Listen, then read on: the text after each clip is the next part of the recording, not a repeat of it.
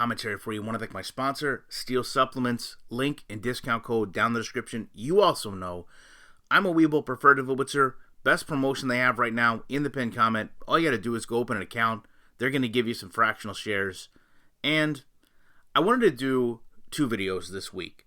First, obviously, the one you're listening to now, and then a second one that discusses the concepts of Madden 24. But before we get into Madden 24, I think it's important we understand where we are with Madden 23. Each year, a copy of Madden comes out that I presume will be better than the year before. And continually, I found that not to be the case. Now, for a while, this put my channel into a position where we can holistically say for the time frame, it kind of peaked. Where the customer's expectation the game was going to get better was as high as it's going to be. The anticipation of a new game was as high as it's going to be. And the customer did not feel as disrespected by EA as they would ultimately become. And there's a kind of a push and a pull that happened. And I think every channel has seen this. So as faith in EA has fallen back, as trust in them making a better game has slowly degraded, what we found is that people have simply stopped caring. And it's been pretty abrupt. So anyone that was left hanging on to any hope as Madden 21, Madden 22, and Madden 23 came out have more than likely just either moved on to another aspect of gaming or given up on Madden altogether. And I think when I want to talk about the defining moment of this, there was a trailer for Madden 21 that came out. And in the trailer, they made it appear as if Lamar Jackson was reaching for the end zone to score a touchdown. And I went back and I actually deciphered through frame by frame, it wasn't the same play. You know, they were essentially editing 2 plays together and then projecting that the player AI was now smart enough to understand where they were on the field. And I think most gamers knew this had been a huge issue in Madden and were really surprised to see them address it in a single year. Because for the most part, we all understood, and still do understand, as far as Madden, it has to come out every year. And there's no 2 ways around that. That's part of the agreement with the NFL. And while many of us would like to think that 2 to 3 years off would help them make a better product, at this point, I don't think anything is going to have EA making a better product. They simply can't make a good football game. It's the wrong people. It's the wrong process. It's the wrong teams. It's the wrong concepts. I mean, essentially, if you want to put a sports analogy in it, bad football teams stay bad football teams. Because from the top down, they're broken. They don't have leadership, they don't have accountability, and they don't ultimately have desire to make a game better or a team better because ultimately people that are failing want to protect themselves. And that's what it comes down to. I don't think there's one person to blame for why this game is so bad, but I do know this game is horrendously bad. This game is ruining a community bad. And I don't think there's really many other games out there that destroy a community the way Madden has. Madden has gotten to the point where creators are labeled. You either hate Madden or you love Madden. You either get paid to hate EA or you're a EA apologist. And there's no middle ground. There's no one that can just be seen as going out and having fun. There's no real content creating niche. There's no real content creating genre that subsets out. Right? There's no one continually doing realistic gameplay. There's no one continually doing realistic rebuilds. There's no one continually doing anything but MUT. And that's not to say that there aren't channels that do that content specifically. What I'm saying is there's not a subset of 15, 20, 30 channels where everyone can be a full-time creator and they all work together. Instead, there's maybe the top 5% of Madden channels that can probably sustain themselves as full-time income on YouTube. And even then, those creators have seen massive fall off. Last year, at least for my channel, was the first year I saw in 5 or 6 years, there was no push. There was no massive, influx of views as Madden 23 started to launch. And for a while, I thought, well, maybe that was me. Maybe people got tired of my content. Maybe people don't want to listen to my opinion anymore. Maybe people realize, hey, this game is bad whether I say it is or not. But what I realized is it's not just me. It's every single channel that felt that pullback.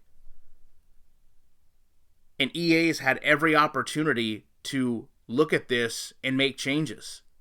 Address what's going on. Read the room, if you will. And what did they do? Continue to make more promises they can't keep, year in and year out. And when it came to this year, they decided, hey, we're not even going to make those promises. Instead, we're just going to commit to making the most polished version of Madden yet. The most polished version? Years ago, Rex Dixon told us you can't sell that. You can't sell the game is better. You can't sell the game has improved. You can't sell general stability improvements. Yet this was the year they tried. And ultimately, we saw one of the worst received games of all time. And their response to fixing this has been patches. Patches, and more patches. Patches that have broke the game. Patches that have removed progress from players. They went out and made a movie with this game. TV show with this game. However you want to look at it. With this game. They focused so much on player ratings that every week they have staged phone calls with NFL players where a ratings adjuster answers and acts as if he's shocked at a player being frustrated with his ratings. Where is all that same energy when it comes to the consumer rating of their game? They set up a hotline that makes it appear that players can call EA Sports and complain about the rating in the game, but they don't care enough about their customer to set up a hotline to ask them to improve their product. Because they don't need a hotline for that. They have their forums, and their forums have been flooded with customers constantly complaining about how poor this game is and the things we want fixed. And the saddest part about this is we're not even asking for things to be fixed that haven't been fixed before. We're not even asking them to do anything that hasn't been done in prior games. We're actually relinquishing true improvements. We're actually saying, hey, don't go out and innovate.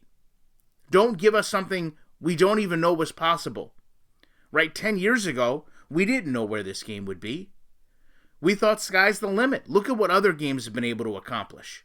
Look at what 2K was able to accomplish just in player profiles. 2K had a learning system, and 2K5, that would understand how you played as a gamer, save your concepts right down to audibles, hot routes, and then allow you to play against yourself. Allow you to play against a friend when they weren't there. Create tons of different concepts for teams that played just like real-life teams. No one envisioned that would be possible. It's something they did as a gaming company. And when I say that EA is trying to make the most polished game, they're doing that at the cost of not innovating at all. Their innovations have come in X Factors. Their innovations have come in game modes that no one plays. SpongeBob stadiums. The official pizza of the NFL stadium. The yard. Things that are just dormant. Things that make it seem like they're just adding things just to say they added things. But most of all, taking broken core gameplay elements and just carrying them over to other game modes. Not caring enough that rules aren't in place proper. Animations aren't in place proper. Worried more about the gritty this year than the actual grit of football. Imagine that. Imagine going to work at EA and thinking, hey, the big thing we have to do this year is put in a celebration.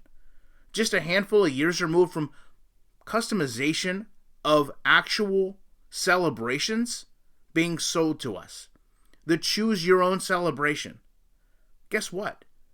2K8 had choose your own celebrations. They let you go through and pick out a whole number of celebrations. And yet if you've been following EA for the last 5 years, you've seen custom celebrations and team celebrations sold to you. Celebrations don't change anything. Celebrations don't make the game better. Sure, they may help with immersion, but no one's picking up Madden and saying, let me go get an animation for a celebration in this game. Instead, you're having gamers that are more frustrated than ever, don't care about this product, and don't want to care to listen to anyone talk about this product, watch anyone play this product.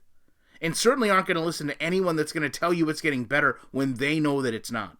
And probably at this point are tired of people telling them how bad it is when they know firsthand how bad it is because they were suckered into purchasing this game year after year. Madden 24 should have been a rebuild. Madden 23 should have been a starting point. Next-gen console should have never had every problem that has plagued this franchise for the past 10 years, but instead, we got all that and more. And when I say all more, I mean tons of franchise gamers that lost hours and hours and hours of their hard work trying to make the game playable, trying to enjoy the experience with EA. And what was EA's response to those gamers losing all those hours? Half off Madden 24. That's what I want to talk about on the next video. I appreciate you watching this one, and you know, when Madden continues to be bad, whether there's 1,000 or 10,000 people watching this, I will always be back in the week with more commentary.